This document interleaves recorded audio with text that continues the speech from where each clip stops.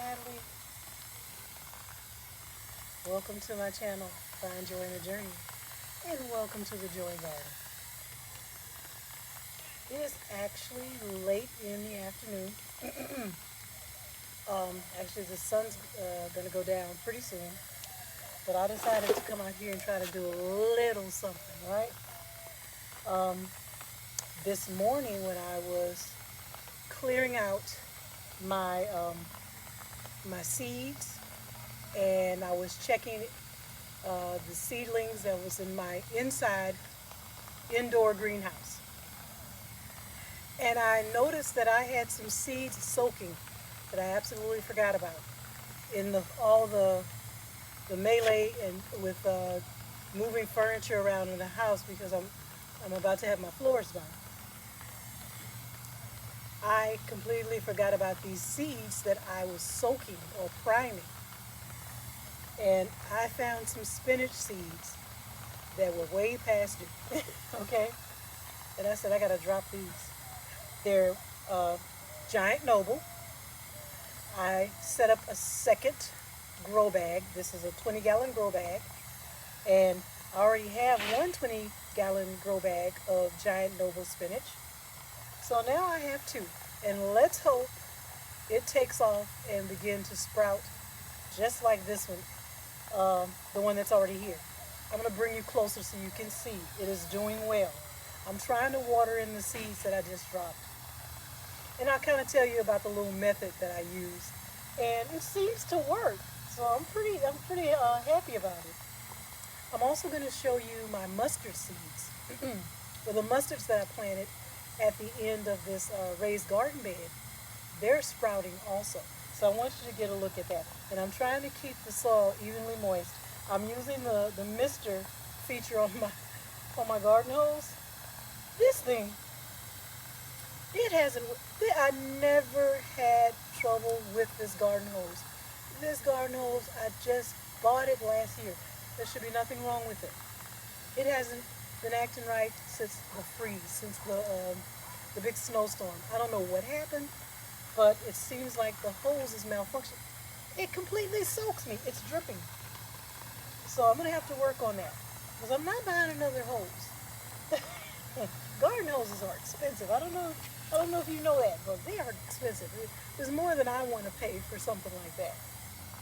Okay, since I'm using the mist feature, I'm just kind of letting it, do its thing, because it's just a light sprinkling of water, just to make sure that top layer of new soil, and there's also perlite and vermiculite right at the surface to cover those tiny little spinach seeds.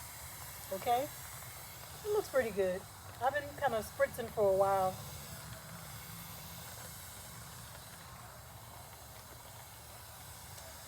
And I'll talk to you about how I did it, how I planted them in there. Okay? Let me stop right here and I'm gonna get a little closer, okay? I'm gonna bring you closer. How about that? Woo! It was so beautiful today. I didn't want to let the day pass without doing something in the garden. Just a little bit here, a little bit there, right? So let me show you. Okay, you guys, here it is. This is the 20-gallon grow bag where I just dropped the giant noble spinach seeds in. Okay, first I filled the grow bag. The bottom of it, I always put a layer of some type of filler. In the bottom of this one, I have a mixture of like old pine straw and plant waste at the bottom, and then there's compost, organic compost, and a layer of old soil, or what you call used soil. And then the next layer is your good fresh potting soil mixed with peat humus and good balanced fertilizer, bone meal, blood meal, perlite, vermiculite, and then that's the top layer. And then I sprinkled on those giant noble spinach seeds, and then I covered it with a light layer of peat moss, perlite, and vermiculite. Just cover it up. You want it lightly covered up because spinach seeds are extremely small, just like mustard seeds.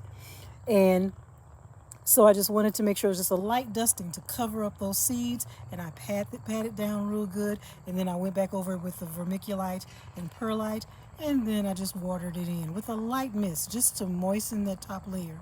And I'm gonna let that soak in, then I'm gonna go over it again to make sure it's watered in good. But because the seeds are so small, you don't want to wash them away. You want them to stay in place. So that's the other reason why I kind of patted it in place. So that is the same thing I did with this bag. And as you can see, that method worked. So this is my giant noble spinach that's in this grow bag. And I wanted to change the sign from just spinach to actually indicate that it is giant noble. Okay? I was trying to plant Bloomsdale, and I couldn't get it to germinate and to sprout. But I'm having success with the giant noble. It's a larger leaf spinach. Okay? Look at that. So let's hope the same thing happens in this grow bag. Now, very quickly while I'm here, let me move over to this raised bed. And right at the end of this raised bed, this is where I drop seeds for Florida broadleaf mustards. And as you can see, they are germinating. I'm sorry, they are sprouting. Okay, this is not. Let's see what this is. Okay, that was something else. Okay, so I'm just moving quickly, you guys, because I have little daylight left. I came out here late. I went shopping earlier, still looking for my dinette set. And so I spent most of the day this morning actually clearing out my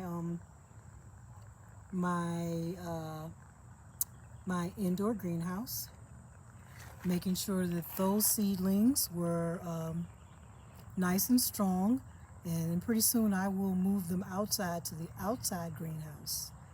And a certain amount of time in the day when I have them outside, I actually open the greenhouse door and let it get used to being outside, like hardening off, right?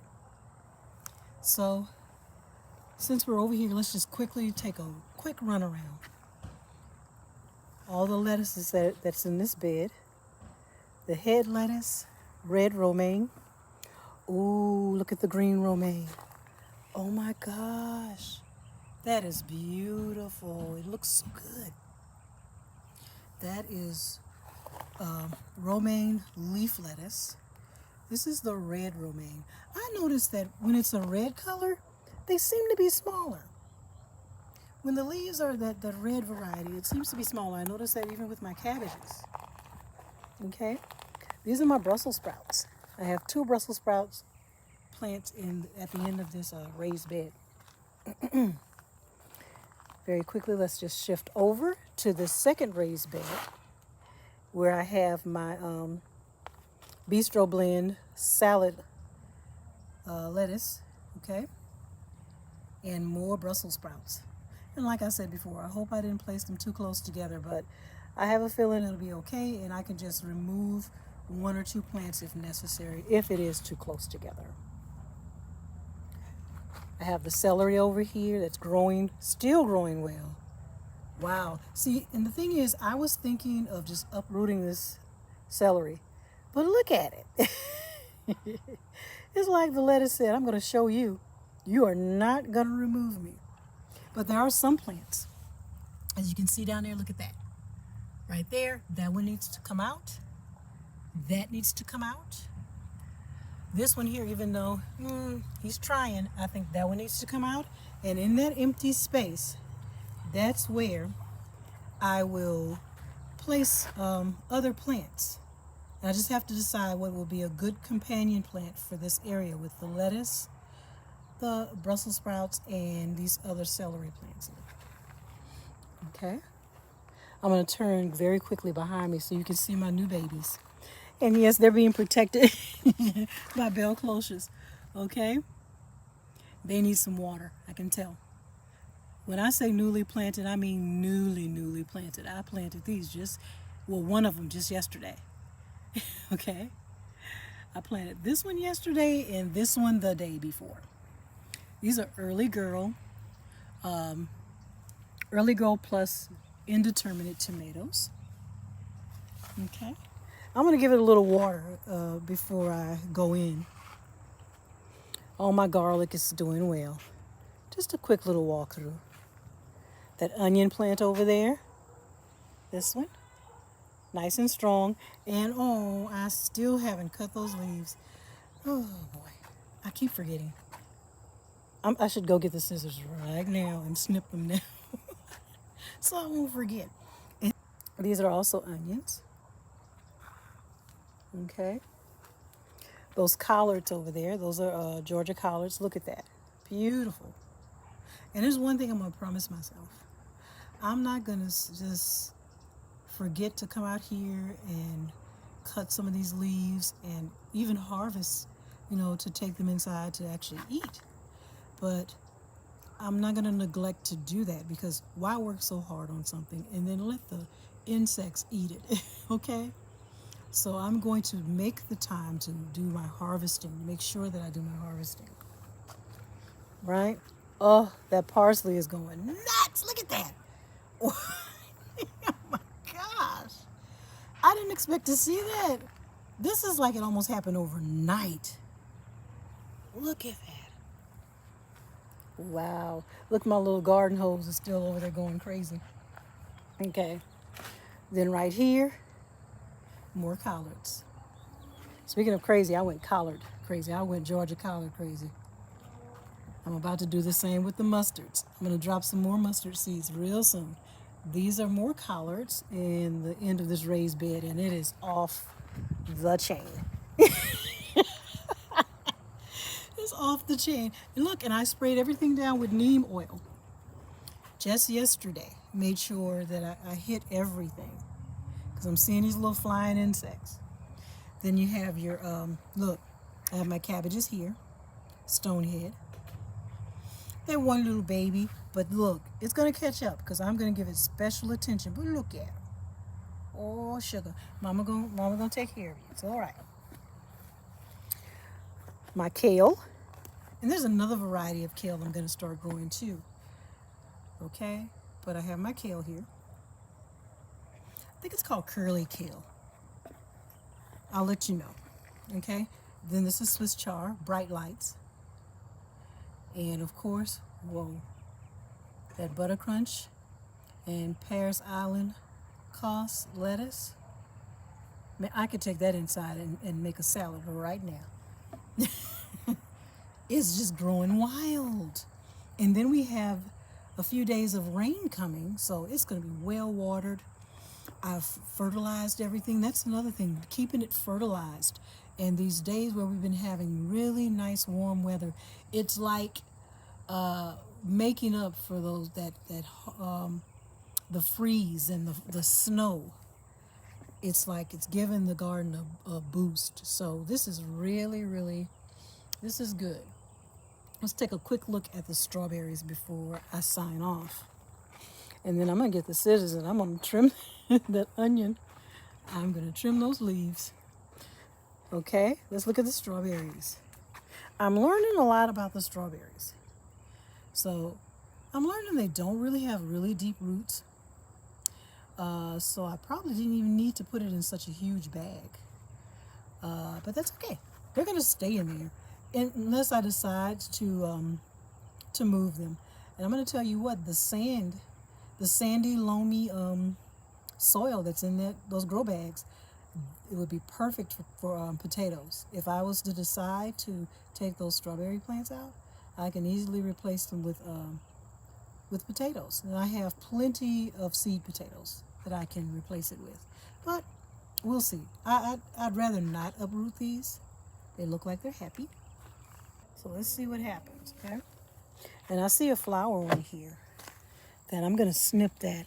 So when I go get my scissors to cut the tomato plant, I'm sorry, the onion plant, I'm going to go ahead and snip that little flower off too. But before I go, let's look at these red Norland potatoes sprouting.